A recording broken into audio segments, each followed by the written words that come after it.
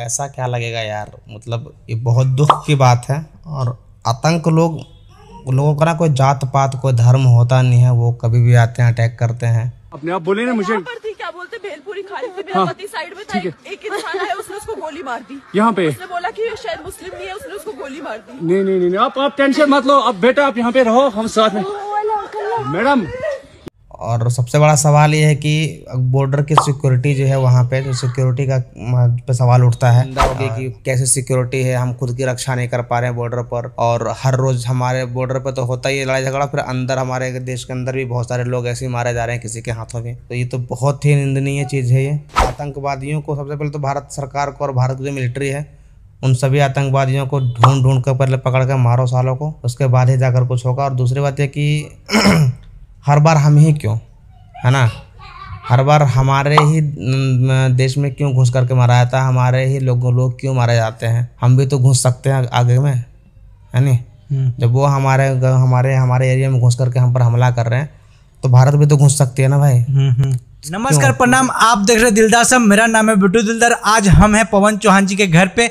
आज हम बात करेंगे कश्मीर में जो हुए घटना के बारे में। तो बताइए सर, पहलगाम में दिन दहाड़े आतंकवादियों ने हमला कर दिया पर्यटकों पर, कैसा लग रहा है आपको? ऐसा क्या लगेगा यार, मतलब ये बहुत दुख की बात है। और आतंक लोगों का ना कोई जात पात कोई धर्म होता नहीं है, वो कभी भी आते हैं अटैक करते हैं। और सबसे बड़ा सवाल ये है कि बॉर्डर की सिक्योरिटी जो है वहाँ पे, जो सिक्योरिटी का पे सवाल उठता है और भारत के सिस्टम पे सवाल उठता है कि आखिर ऐसा क्यों होता है। हर बार कभी बस जला दिया जाता है, कभी बस पे हमला होता है, तो कभी बस को ढकेल दिया जाता है, तो कभी राह चलते लोगों को, वहाँ के स्थानीय लोगों को मार दिया जाता है, तो कभी भी जो पर्यटक जा रहे हैं उन पर हमला हो गया है। आप बोले ना मुझे क्या बोलते भेलपुरी खा रही थी, मेरा पति साइड में था, एक इंसान आया उसने उसको गोली मार दी यहाँ पे। उसने बोला कि शायद मुस्लिम नहीं है, उसने उसको गोली मार दी। नहीं आप टेंशन मत लो, अब बेटा आप यहाँ पे रहो, हम साथ में मैडम। तो ये बहुत सारे सवाल खड़ा करता है भारत सरकार पर और हमारी सिक्योरिटी पर, क्योंकि अगर ये बात मान लो वर्ल्ड में फैल ही गई होगी तो बहुत ही निंदा होगी कि कैसी सिक्योरिटी है, हम खुद की रक्षा नहीं कर पा रहे हैं बॉर्डर पर। और हर रोज हमारे बॉर्डर पर तो होता ही है लड़ाई झगड़ा, फिर अंदर हमारे देश के अंदर भी बहुत सारे लोग ऐसे ही मारे जा रहे हैं किसी के हाथों में। तो ये तो बहुत ही निंदनीय चीज़ है ये, और ये गलत है। और आतंकवादियों को सबसे पहले तो भारत सरकार को और भारत की जो मिलिट्री है उन सभी आतंकवादियों को ढूंढ कर पहले पकड़ कर मारो सालों को, उसके बाद ही जाकर कुछ होगा। और दूसरी बात है कि हर बार हम ही क्यों, है ना, हर बार हमारे ही देश में क्यों घुस करके मारा जाता है, हमारे ही लोग क्यों मारे जाते हैं। हम भी तो घुस सकते हैं आगे में, है नहीं। जब वो हमारे एरिया में घुस करके हम पर हमला कर रहे हैं तो भारत भी तो घुस सकती है ना भाई। क्यों, मतलब क्यों बैठी है भारत में, समझ में ही नहीं आता है। तो यही समझने की ज़रूरत है भारत सरकार को। और अभी देखो अमित शाह गए हैं, क्या होता है, बाकी क्या अपडेट आती है वहाँ से। 26 लोगों के अब तक मरने की खबर है, जो कि बहुत दुखदायक है ये चीज़ें, और बहुत गलत हुआ जो भी हुआ। आपने ये कहा कि आतंकवादियों की जाति नहीं होती, लेकिन वो तो जाति देख के मारे थे ना, कि मुसलमान हो हिंदू हो क्या हो, प्राइवेट पार्ट देखा जा रहा था, सूचना ये आया है। देख भाई, अगर जो होता ना, जो असली मुसलमान होता वो कभी आतंक और ये सब चीज़ें चाहता ही नहीं है। तो असली मुसलमान वो लोग कभी हो ही नहीं सकते हैं, क्योंकि मुसलमान भी मैंने देखा वो कई लोग बहुत अच्छे होते हैं। मुसलमानों में सोचो यहाँ तक कि वो दारू को हराम समझते हैं, तो कैसे किसी का कत्ल कर देंगे, कैसे किसी की जान से मार देंगे। तो वो असली मुसलमान कभी नहीं हो सकता, जो कि नफरत पैदा करता हो, जो कि आतंक फैलाता हो, है ना, वो असली मुसलमान हो ही नहीं सकता। वो उनका कोई जात नहीं, वो मुसलमान, बल्कि वो अपने मजहब के पीछे, अपने कौम के पीछे, वो कौम के आड़ में वो जो है ऐसे हमले करते हैं कि अल्लाह बोल रहा है, ये बोल रहा है, ये बहुत वो मतलब चूतिया बनाते हैं अपने लोगों का और खुद का। तो ये बहुत गलत है। वो कभी नहीं, अल्लाह कभी नहीं चाहता कि आप उसके किसी दूसरे बंदे को मारो, क्योंकि अगर उनके मुताबिक अल्लाह जो है, अल्लाह हर एक बंदा धरती पर जितना भी है वो अल्लाह का बंदा है उनके मुताबिक। हमारे मुताबिक हम जो हिंदू हैं, हमारे मुताबिक ये है कि हम सब अपने ईश्वर के वजह से जो भी हैं, तो हम भी ईश्वर के बंदे हैं, वैसे उसके उनमें वो है, तो कैसे हम मार सकते हैं किसी को, है ना। तो वो गलत है। वो सिर्फ एक ढाल बना करके मजहब का, अपने धर्म का वो कर रहा, आतंक फैला रहा है।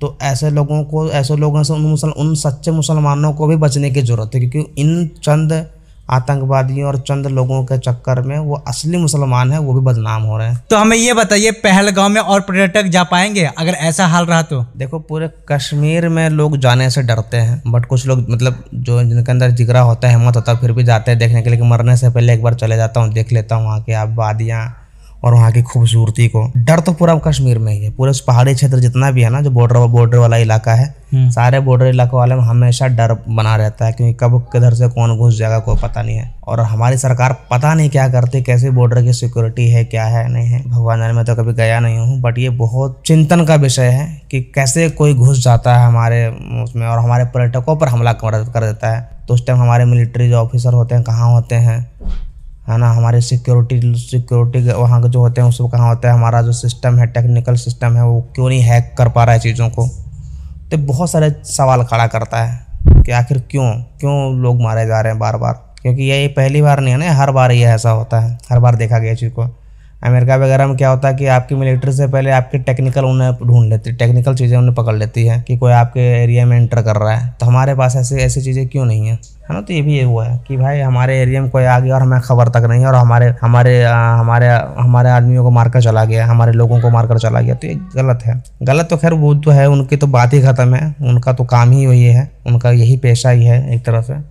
लेकिन हम क्यों हाथ पे हाथ धरे बैठे हैं, क्यों हम नहीं घुस पा रहे हैं, है ना। तो ये एक बहुत बड़ा सवाल है भारत सरकार से और जो भारत के जो रक्षा मंत्री हैं उनसे, होम मिनिस्टर से। तो ये सब चीज़ें हैं। बाकी डर का तो माहौल है ही, डर तो हमेशा बना रहेगा, क्योंकि चाहे आप कश्मीर चले जाओ, मसूरी चले जाओ या कहीं भी चले जाओ, आपको बॉर्डर वाला लद्दाख चले जाओ, हर जगह आपको डर का माहौल बना रहता है, कब किसके साथ क्या हो जाए, किधर से फायरिंग शुरू हो जाए। तो अभी भी हम स्वतंत्र नहीं हैं। स्वतंत्र तो कहाँ है यार, हम स्वतंत्र तो सवाल ही नहीं है इधर। तो अगर देश के अंदर की बात करें तो अंदर में कोई हमारा सिस्टम सही नहीं है ना, कहीं भी कुछ नहीं होता है। एक बंदा मर्डर करके निकल जाता, वो छूट जाता, भी हमारे आसपास की बात है। एक ने मर्डर किया, उसके बंदे को मार दिया, वो खुला घूम रहा है। कहाँ है सिस्टम, कहाँ है स्वतंत्रता, समझ रहे हो। अभी एक बाइकर्स को पकड़ के पेल दिया, 4-5 बंदों ने, बाउंसर बंदों ने, गुड़गांव की बातें, गुड़गांव के। तो कहाँ है सिस्टम, क्या कर रही है। अभी तक उनके खिलाफ कोई चार्ज नहीं लिया गया, कोई कार्रवाई नहीं हुई, क्यों नहीं हुई। ये बहुत बड़ी चिंता वाला विषय है और हर जगह होता है। जहाँ भी पैसे वाले लोग हैं, बॉर्डर पर तो चलो ठीक है यार, उधर से फायरिंग होते हैं, घुस के साले वो दुश्मन है, उनका तो फितरत ही वही मार रहा है। लेकिन हम जो अंदर की जो बात है, जो अपने लोगों को पीट रहे हैं, अभी बैग वाले को पीटा, और भी बहुत सारा हर रोज कोई ना कोई मर्डर, कोई ना कोई कांड सामने आता रहता है। और साथ ही ये भी आता है कि सिस्टम उनका कुछ नहीं कर रही है। सबसे बड़ी बात तो ये है। कांड तो अगर उससे सख्त कार्रवाई की जाए, किसी की जान लेना बहुत बड़ी बात है यार। मुश्किल से इंसान को एक जीवन मिलता है और उसको कोई ऐसे ही ले ले, तो ये बहुत इससे बड़ा पाप को धरती पर हो ही नहीं सकता है। तो आप उसके खिलाफ भी कोई कार्रवाई नहीं कर पा रहे हो, कोई कुछ नहीं हो रहा है, वो इतनी आसानी से छूट जा रहा है। जिसके घर में मर जाता है, बस वो रह जाते हैं, बस अफसोस करके क्या करें, छटपटा करके। तो ये सिस्टम की जो नाकामी है उसको दिखाती है और ये बहुत ज़रूरत है इसको सही करने की। यहाँ तक कि बोलने की अभिव्यक्ति नहीं, भाई कोई ज़्यादा फालतू बोलता है सामने आकर को, तो उसको पुलिस अरेस्ट कर लेती है, उसको बोलने नहीं देते। क्या पता है जो ये वीडियो देख करके हमारे पास ना आ जाए, तो कोई दिक्कत नहीं, फ़र्क नहीं पड़ता अपने को। बट वही है कि भारत की जो सिस्टम है उसमें बहुत कमी है। कमी मीन्स कि अगर कमी नहीं भी है तो उस पर बहुत स्ट्रिक्ट एक्शन लेने की ज़रूरत है, क्योंकि जो पैसे पूंजीपति वाले लोग हैं, कानून इन्हीं के लिए है, इनके लिए कोई कानून नहीं। सॉरी, जो पूंजीपति वाले लोग हैं इनके लिए कोई कानून नहीं है। कानून जो है सिर्फ गरीब लोगों के लिए, और गरीब लोग क्या है, उनके खिलाफ कानून है। मतलब हम कुछ भी कर लें, हमारे पास पैसा नहीं है तो हम चाहे हम लाख सही हों, हमारा कुछ नहीं होने वाला है।